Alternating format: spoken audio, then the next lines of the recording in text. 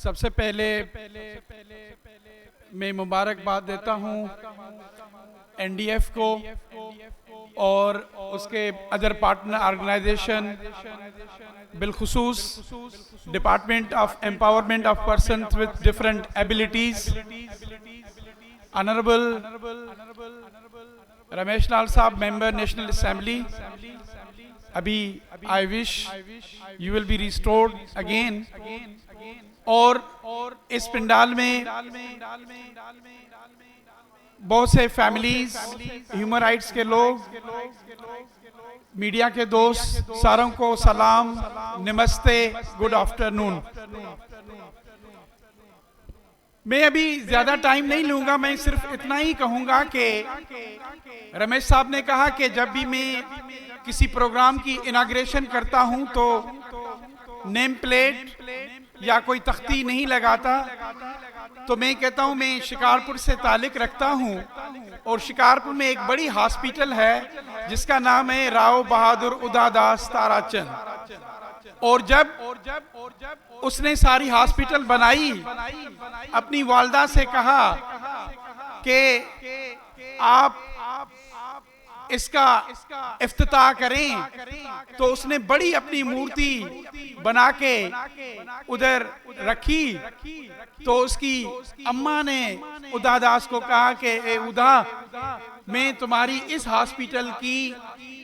इफ्तिताही तकरीब में शरीक तब तक नहीं होंगी जब तक आप अपना नाम इस फर्श के नीचे लिखें। जब सारे लोग जो आए हॉस्पिटल में तुम्हारे नाम पे ऊपर आए, ताकि तुम्हारी जो अना है, जो तुम्हारी अकड़ है, उसको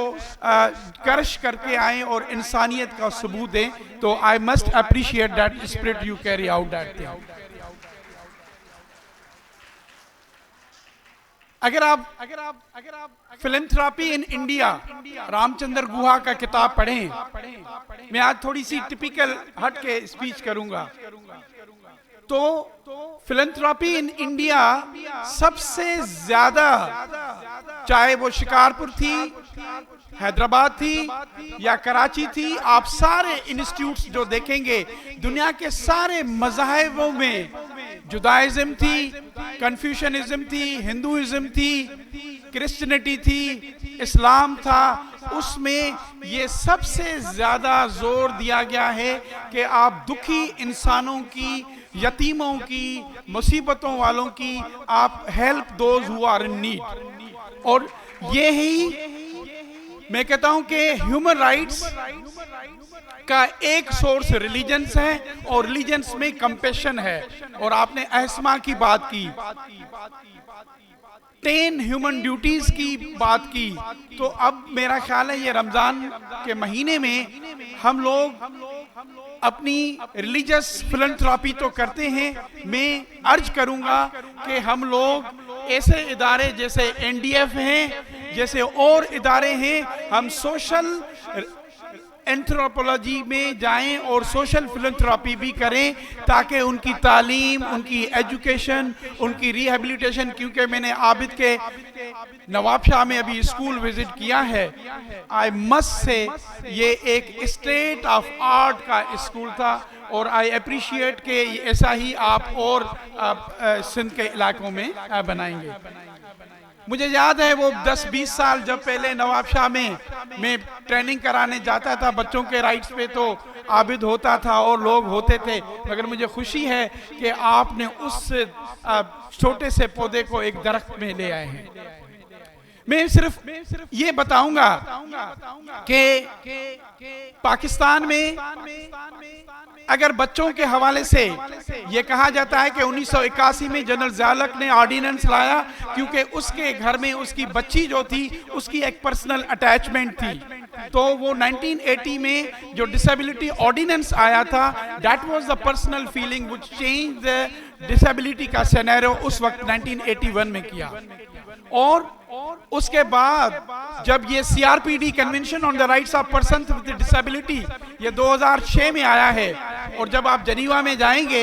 आप जो लोग गए होंगे, कि पैलेस दी नेशंस के बाहर एक चेयर पड़ी है, उसकी एक टांग टूटी हुई है और वो सिंबलाइज करती है जब convention on the rights of person with disability adopt हुआ था। और पाकिस्तान ने ये 2011 में तौसीक किया था। और अभी आबिद, ये बात ऐसी नहीं है कि गुज़श्ता महीने में पाकिस्तान हुकूमत ने जो गुज़श्ता साल पीरियडिक रिपोर्ट दी थी उस पे एक लिस्ट ऑफ इश्यूज आई थी, और उस लिस्ट ऑफ इश्यूज में मुझे खुशी है कि मैं being a chairperson Sindh human rights commission, अगर पाकिस्तान में सबसे ज्यादा convention on the rights of person with disabilities की प्रोविंशियल लीगल फ्रेमवर्क की इम्प्लीमेंटेशन की काम किया है, तो सिंध ह्यूमन राइट्स कमीशन ने चाहे वो जनरल ऑब्लिगेशंस हैं आर्टिकल 1 से 4 तक, चाहे इक्वलिटी और नॉन डिस्क्रिमिनेशन है आर्टिकल 5, चाहे वुमेन एंड डिसेबिलिटीज हैं, एक्सेसिबिलिटी का कोड है, हमारे यहाँ सिंध में जो डिफरेंट एबिलिटीज का एक्ट है, बैठे हैं अथॉरिटी वाले। अभी भी रमेश साहब, जो सिंध में डिफरेंट एबिलिटीज का एक्ट है उसमें एक प्रोविंशियल एडवाइजरी काउंसिल है जो सेक्शन 26 में बात करती है, मगर अभी भी मुझे being a chairperson of Sindh Human Rights Commission, I'm not satisfied the way अभी भी डिस्क्रिमिनेशन के cases person with different abilities के हो रहे हैं, उनकी प्रोसिक्यूशन चाहे बेशक कोर्ट ना हो, अल्ताफ को पता है कि इस लॉ में है कि there will be the court dealing with the cases, अगर नहीं है तो अथॉरिटी है सेक्शन 28 में और काउंसिल है 26 में। अब इन अथॉरिटीज को, और सीआरपीडी का जो लॉ है वो 33 में कहता है कि there will be the federal and provincial implementation mechanism. अब हम ज्यादातर वेलफेयर अप्रोच में तो हैं, प्रोग्रामेटिक अप्रोच में तो हैं, एंड आई अप्रिशिएट कि सिंध हुकूमत ने 2 बिलियन रुपीस की एडीपी, और जो खुद रमेश साहब ने बात की कि सिंध वाहिद सूबा है जो पर्सन विद डिसेबिलिटीज का नफकत लॉ है, मगर प्रोग्रामेटिक इंटरवेंशन है। मगर मैं ये कहता हूं कि इन बच्चों के ये राइट्स खैरात नहीं है, ये चैरिटी नहीं है, ये इनका राइट है। और इस राइट मॉडल के लिए हमें मैं आपको ये बात बताऊं, ये 3 suo motu Sindh human rights commission ने लिए थे। एक सुओ मोटो था, एक बंदे के दोनों हाथ चले गए और घर उसका अल्ताफ बैठा है, अल्ताफ खोसो, और डिपार्टमेंट ऑफ पर्सन ने हमने रमेश साहब, क्योंकि फिंगर प्रिंटिंग होती है बैंकिंग में, आयरिस और फेशियल रिकॉग्निशन नहीं है, तो उस डिसेबल पर्सन को डिप्राइव किया जा रहा था क्योंकि उसके दोनों हाथ नहीं थे। तो सिंध ह्यूमन राइट्स कमीशन ने सुओ मोटो लेके लीगल एड प्लस और डिपार्टमेंट ने, और we are trying to make के स्टेट बैंक की पॉलिसी में हम चेंज कराएं कि जैसे कल सिंध हाई कोर्ट ने डिसीजन दिया था कि एक ब्लाइंड वकील मैजिस्ट्रेट हो सकता है, तो हम ये चाह रहे हैं कि जो भी बंदे जो डिसेबिलिटी के बेसिस पे हैं उनके साथ कोई डिस्क्रिमिनेशन ना की जाए। उसके लिए अथॉरिटी और काउंसिल को राइट्स मॉडल पे जाना पड़ेगा, और विच इज लेकिंग एक ये चीज। दूसरा एक्सेसिबिलिटी कोड का इशू है, आर्टिकल 9 में बेसिकली, क्योंकि मैं इंसानी हुकूक का शागिर्द हूँ, उस रोशनी में आपसे बात करता हूँ। और सिंध का सिंध टाउन प्लानिंग जो कोड है, अभी भी बिल्डर्स, अभी भी मैंने ये सिंध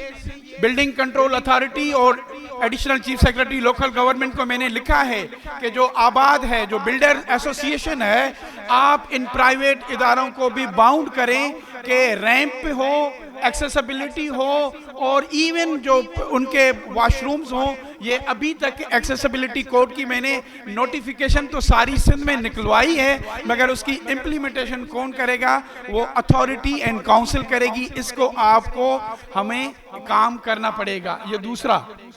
तीसरा, एक ब्लाइंड पर्सन को, एक वन आइड पर्सन को ड्राइविंग लाइसेंस नहीं दिया जा रहा था, क्योंकि मोटर व्हीकल ऑर्डिनेंस 1965 का ये कहता है कि वन आइड पर्सन को ड्राइविंग लाइसेंस नहीं दिया जाएगा। तो रमेश साहब, ये भी सिंध ह्यूमन राइट्स डिपार्टमेंट और department of empowerment of persons और डीआईजी ट्रैफिक ने, हमने ये रूल्स चेंज करा रहे हैं कि सिंध में अगर थोड़ी सी विजुअली इम्पेयर्ड हो तो वो उनके लिए हैंडीकैप ना हो, क्योंकि जितने भी ये सारी चीज़ें हैं बेशमूल अभी इशू मैंने कहा कि ह्यूमैनिटेरियन इमरजेंसीज में, पार्टिसिपेशन इन पब्लिक लाइफ में अभी भी, और मुझे बड़ी खुशी है कि अभी आपने कहा कि पर्सन विद डिफरेंट एबिलिटीज की रजिस्ट्रेशन का प्रोसेस आपने किया है, मगर अभी भी नादरा में इनको मेन स्ट्रीम करने की जरूरत है इलेक्शन में और इनकी पब्लिक लाइफ में। तो पाकिस्तान में सिंध वाहिद सूबा है जिसने, Sindh human rights department of empowerment of persons, अभी भी राइट्स पे हम इसकी रिपोर्ट जिनीवा में जाएगी। और आई होप कि इनके अलावा अभी भी स्टिग्मा है बच्चों के साथ जो पर्सन विद डिफरेंट एबिलिटीज हैं, और मैं चाहूंगा कि जैसे एसओएस विलेज हैं, पब्लिक हैं, प्राइवेट इदारे हैं, ये सारे मिलके इन सोशल स्टिग्मा को दूर करें और इन बच्चों के लिए। एंड आई वंस अगेन मैं कांग्रेचुलेट देता हूं सारे तंजीमों को और इन फैमिलीज को,